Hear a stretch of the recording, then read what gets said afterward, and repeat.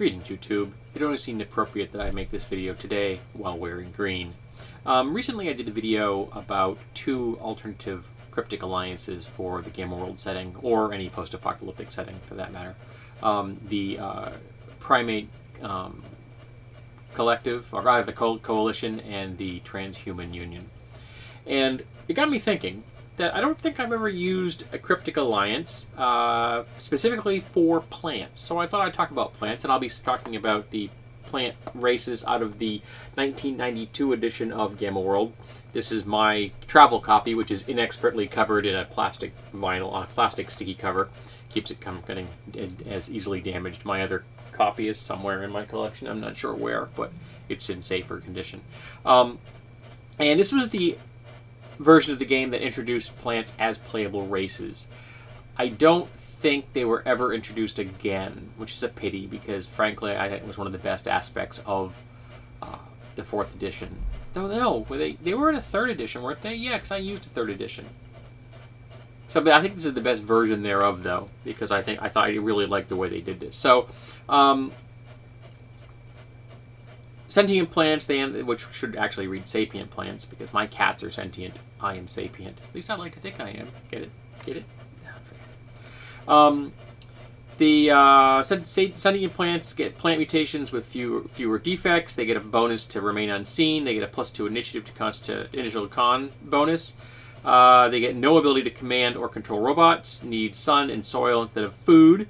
They give a bonus physical mutation if no humanoid traits are taken. If they take humanoid traits, they don't get that bonus. They have a +1 bonus to Constitution every level because they're growing, getting tougher and larger. And they have a base walking speed of 9 and a base swimming speed of 3. I can't remember how that compares to humans off the top of my head. I think humans may have a 12 and a 4. I think that's how it works. Then there are specific races or categories. The races are a little vague here. You have a brush or bush, which is most nondescript bushes, weeds, grasses, and other common plants fall into this category. They are tended to blend in so well, they give a bonus to their remain unseen, stealth. They're very hardy, and because of this, they get an extra physical mutation. Flowers, they get a bonus to their charisma because they're so pretty, and they get an extra mental mutation because they just seem to have a greater degree of mental powers. Fungi are included, even though the book correctly asserts that they are not plants. Because they are so incredibly alien, they have a bonus to their mental defenses. They don't need sunlight, but they do need soil. And there are succulents, the cacti and other desert plants. They only need half as much water, and they automatically get the thorns and spike mutation. Then they have trees, which get a big bonus to strength, +3 bonus to strength, and get total carapace from having bark. And you can choose having either a coniferous or a deciduous tree. A coniferous gets a penalty to fire damage, but a bonus to frost, and the deciduous get a bonus to fire and a penalty to frost. So their one is better at the other, because that's the way they work. Green leaves burn more poorly than sap infused pine needles. They take, what else they okay? The other types of trees have the same. Okay, that's right. Then we have vines, which automatically get the manipulating tools ability, so they don't have to take human traits. They get the ability to manipulate things because they have little vine fingers, which is nice. And they get a +2 to their dex. I would have to tinker with that because I would probably want to convert a lot of this over to basically some version, something similar to what Radiance does, because Radiance is a single book that has pretty much all of the D20 systems rules I like, and this is a one book that has all the Gamma World rules. So the combination of the two, I would probably run that. I would also do away with stats themselves and just use the bonuses. So instead of going 3 to 18, you'd have -5 to +5 for that range. -5 being pretty much 0, and then -+5 being upper range of a normal individual, but you could go higher with the addition of level advancement or mutations, that kind of thing. So it got me thinking, how did the mutations that created the humanoid new humans and the mutant animals happen?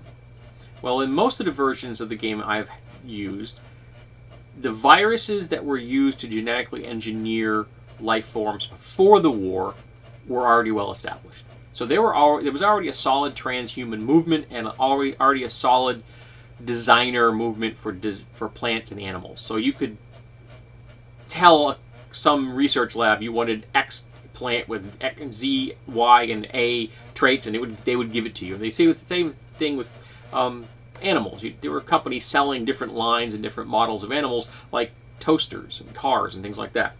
So these were well established. And in the last can I used the walking the line, which I talked about before, which is a Gamma World concept, which is essentially someone used the orbital platforms against Earth, and any radio signal is then shot to pieces. So you cannot have radio signals on Earth or you get destroyed. A radio signal is instant death on the surface of the planet Earth.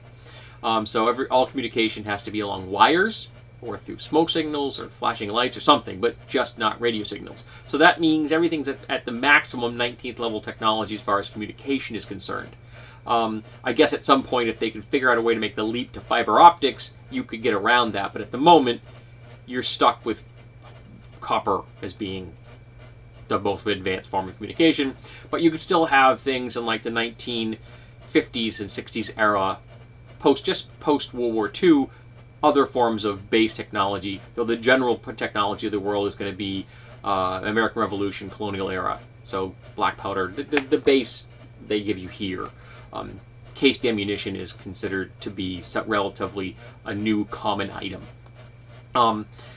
So all of the world ended. In the process, of course, everyone wanted to blame everyone else, so they let loose of all the nuclear, chemical, and biological weapons they had in their stockpiles before the orbital lasers destroyed everything and made these weapons incapable of being launched. Because of this, all of these designer diseases, viruses I should say, that had been used to create these designer animals and plants and such, were set free outside the lab environments where they had been bred and used for decades, potentially centuries. And they were exposed to mutagens through radiation and chemical and other biological weapons, which freed them up in ways that they were never intended. Now, some just died out. Some became incredibly virulent diseases, which killed their host so quickly that they didn't spread very far. Some became less potent diseases that became a major problem. So even all the people that survived the initial war and the laser platforms were now being plagued by these designer viruses rather. So what they were doing, some of them, were still trying to do their job. So they were picking up DNA from other sources and then splicing it into other forms of life without asking the other forms of life. So that's where a lot of these weird mutations came from, and it's one of the reasons that there are quote-unquote standardized mutations in the world, because these are the ones that this virus was able to pick up, bring it with it, and then encode into something else.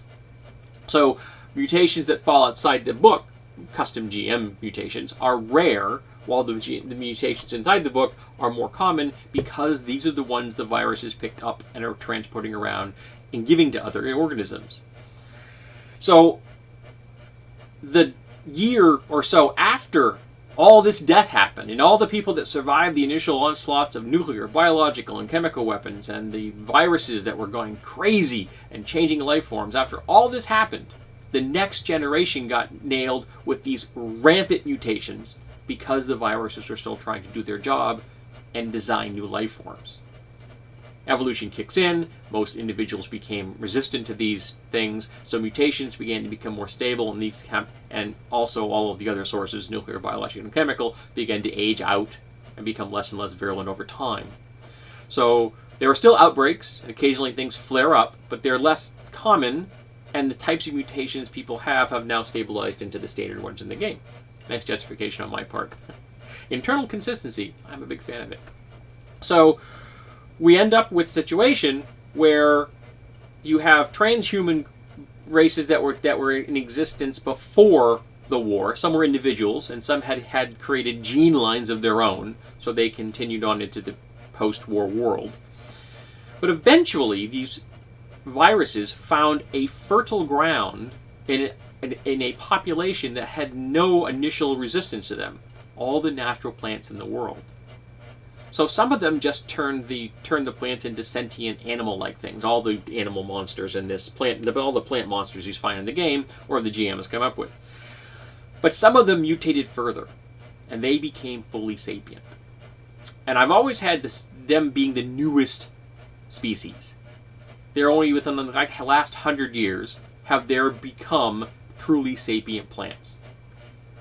So finally, within the era of the campaign, whatever your campaign is, you finally see the plants beginning to join forces on some level, making connections with each other, sending out little feelers, feelers, roots, vines, to each other, and forming a cryptic alliance, which is known as the Green. And since I have always used North America for my Game World campaigns that are on Earth, I'd say I would probably have it begin in Canada and have the person that started it being a mutant maple. So the initial symbol was a green maple leaf, though any green leaf of any variety, even a fern or something like that, would still be used as a cryptic symbol. And plants would ask each other, are you part of the Green? So you would have a cryptic alliance that is all about making connections between plants. Now, at the moment, it's very much about social networking. They really haven't established any kind of an overall policy. At the moment, the leader, who's, I have not come up with a name, you can make up a name for your campaign,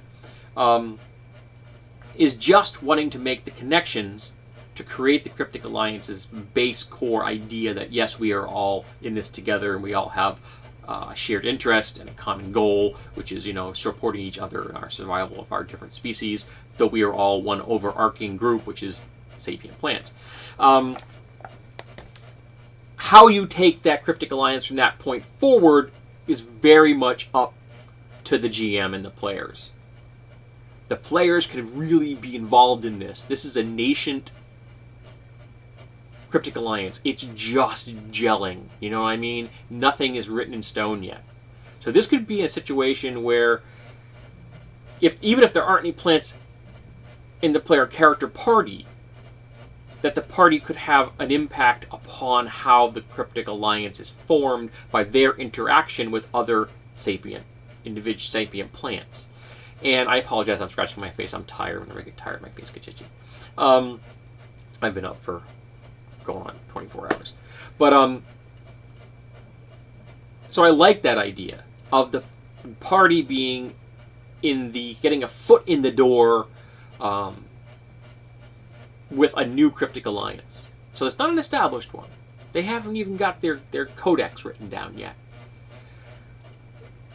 Do the player characters become movers and shakers in this? Or do they just become influential outsiders if there are no plants in the party? If there is a plant in the party, or more than one, what if it's an entire plant party? That would be a lot of fun. And what if they're all the same species? That would be interesting as well. Bob the Angry Flower, in his little cohorts of flowers. So I like this idea.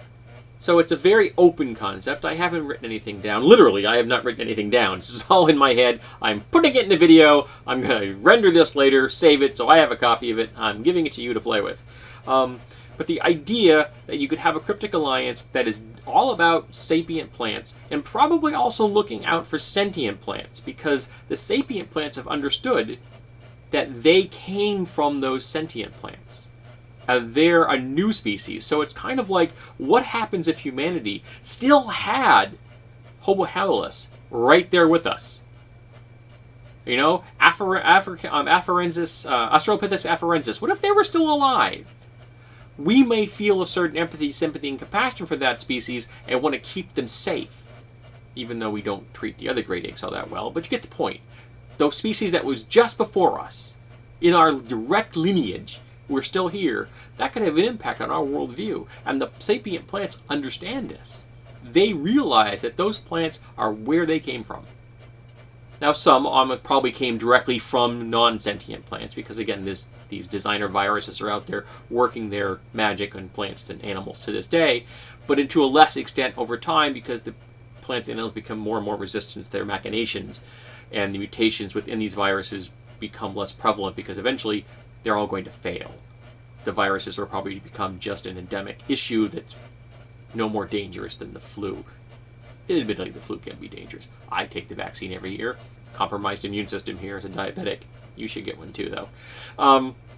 So you end up with the sapient plants and the sentient plants all kind of coming together. And of course, sapient plants are probably going to be using a lot of sentient plants. And there's a line in here where, like, plants cannot have mutations that can control plants for some weird reason. I threw that out the bloody window. Who better to understand how to design plants than a plant? Just like who better to understand how to train mammals than a mammal? So your mutations as a mammal should be able to affect other mammals, and your mutations as a sapient plant should be able to affect other plants, sapient or sentient. So that was one of the rules in the game I didn't like. But that's just me. So, tell me, I'm giving this idea to you. In fact, I picked up a subscriber recently because I make Gamma World videos. So I'm asking him and all the others that are fans of the post-apocalyptic world, even if it isn't Gamma World, could you use the green?